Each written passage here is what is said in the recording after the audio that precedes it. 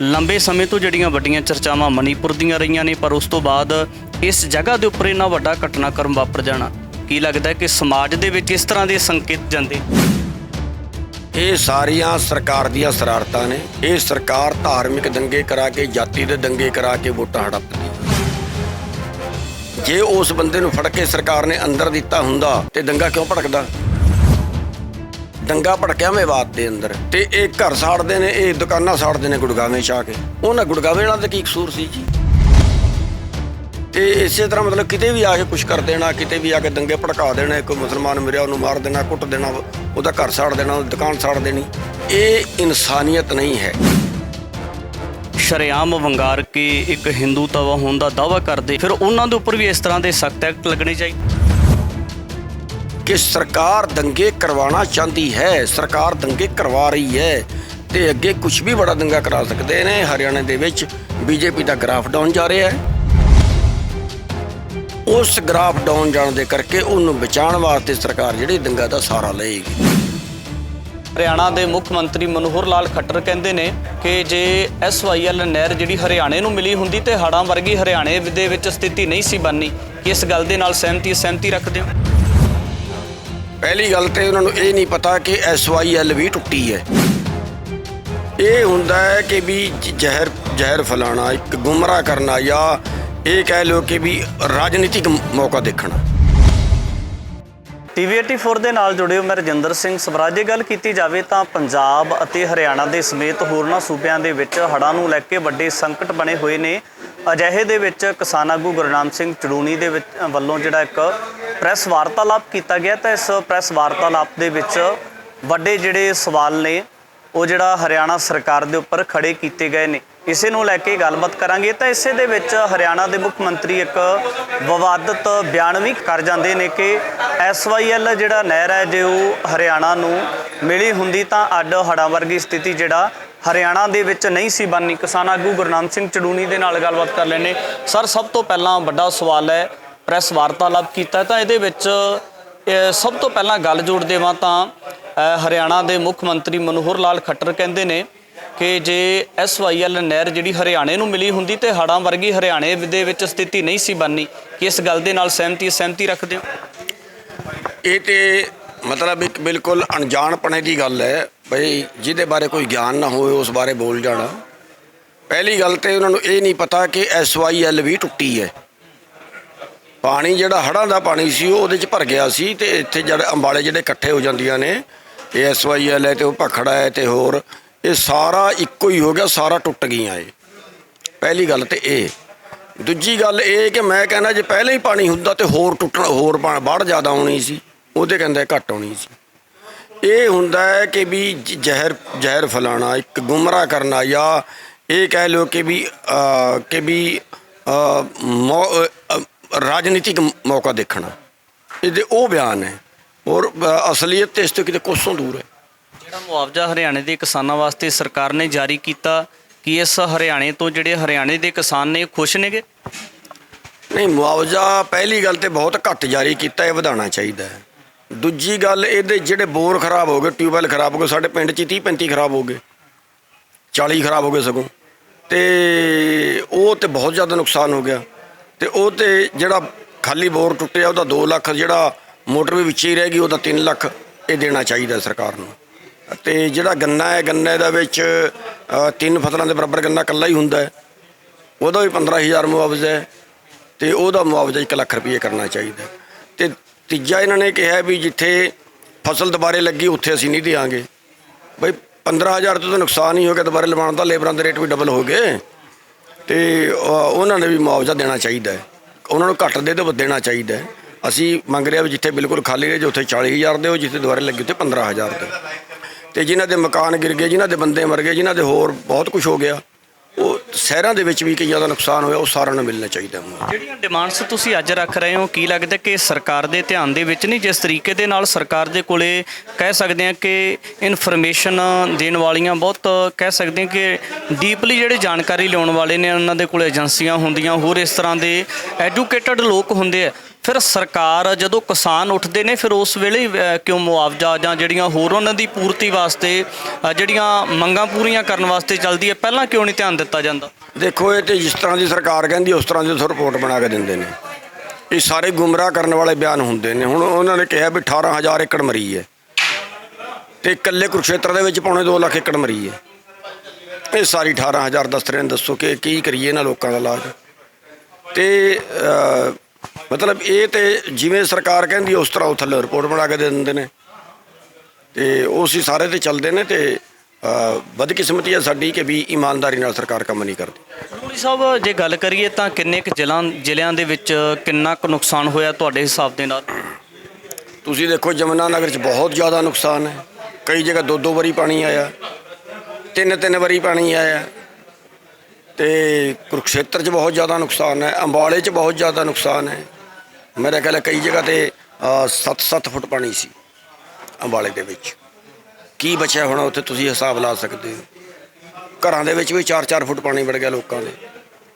ਤੇ ਅੱਗੇ ਜਾ ਕੇ ਕੁਰੂਕਸ਼ੇਤਰ ਦੇ ਵਿੱਚ, ਫਤਿਆਬਾਦ ਦੇ ਵਿੱਚ, ਸਿਰਸੇ ਦੇ ਵਿੱਚ, ਤੇ ਪਰ ਜਿਹੜਾ ਗੋਹਾਣੇ ਦਾ ਏਰੀਆ ਹੈ, ਜ਼ਿਲ੍ਹਾ ਸੋਨੀਪਤ ਦੇ ਵਿੱਚ, ਰੋਹਤਕ ਦਾ ਏਰੀਆ, ਝੱਜਰ ਦਾ ਏਰੀਆ, ਸਾਰੀ ਜਗ੍ਹਾ ਹੀ ਮਰੀਆਂ ਫਸਲਾਂ।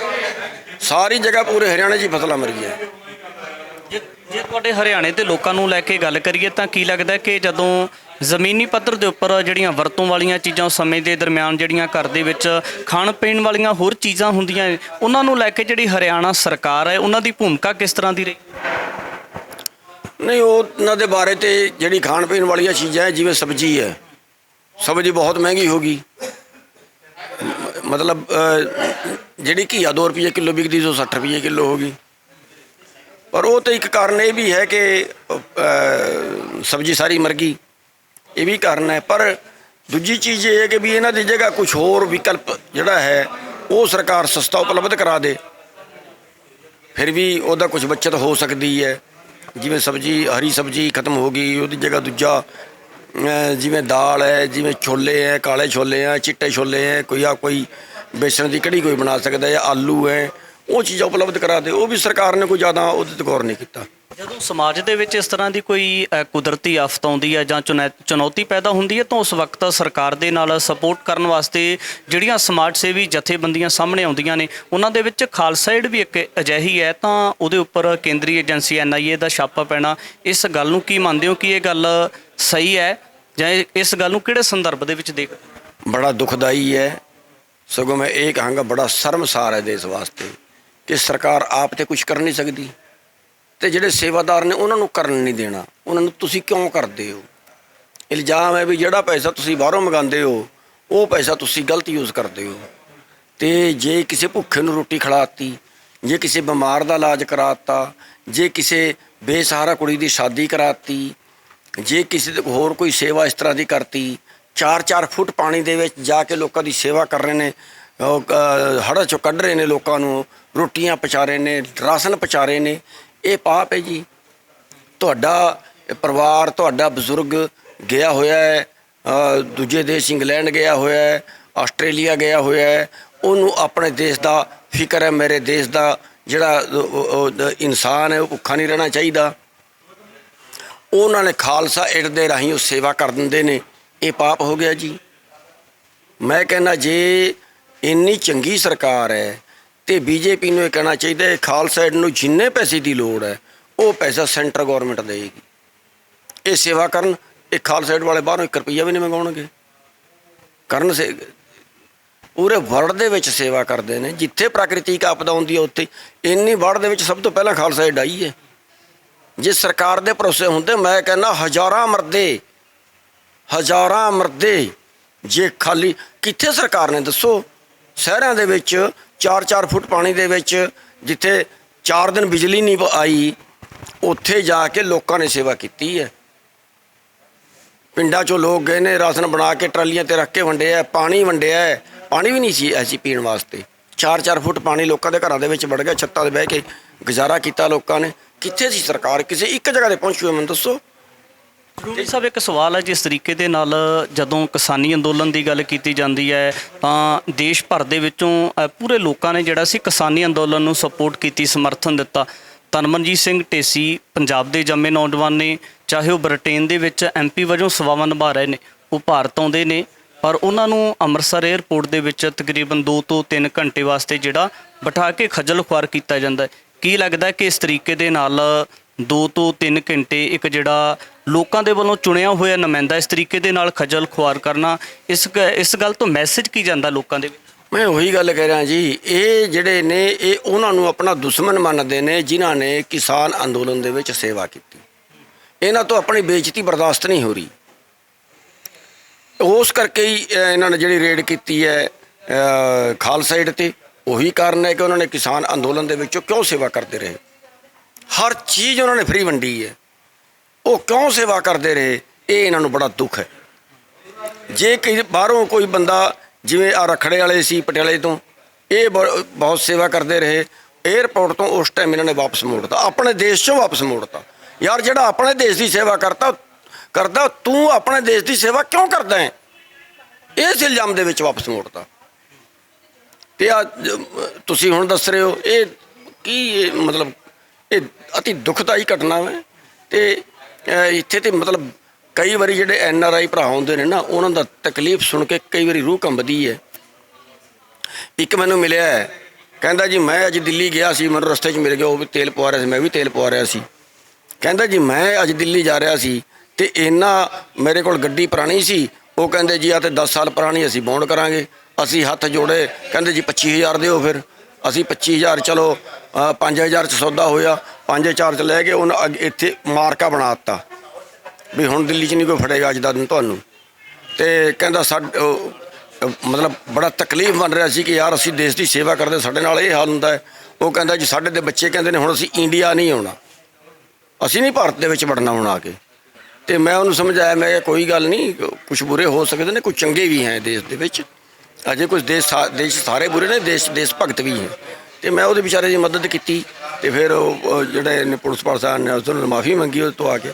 ਤੇ ਮਤਲਬ ਇਸ ਤਰ੍ਹਾਂ ਜਿਹੜਾ ਇਹ ਵਿਵਹਾਰ ਕਰਦੇ ਨੇ ਵੀ ਜਿਹੜਾ ਦੂਜਾ ਜਿਹੜਾ NRI ਹੈ ਉਹਨੂੰ ਇਹ ਸਮਝਦੇ ਨੇ ਇਹ ਮਾਲਦਾਰ ਸ਼ਾਮੀ ਹੈ, ਇਹ ਤੋਂ ਕੱਢ ਲਿਓ ਜਿੰਨਾ ਨਿਕਲਦਾ ਹੈ, ਉਹਨੂੰ ਮਾਲਦਾਰ ਸ਼ਾਮੀ ਸੋਚ ਕੇ ਉਹਨੂੰ ਲੁੱਟਣ ਦੀ ਕੋਸ਼ਿਸ਼ ਕਰਦੇ ਨੇ।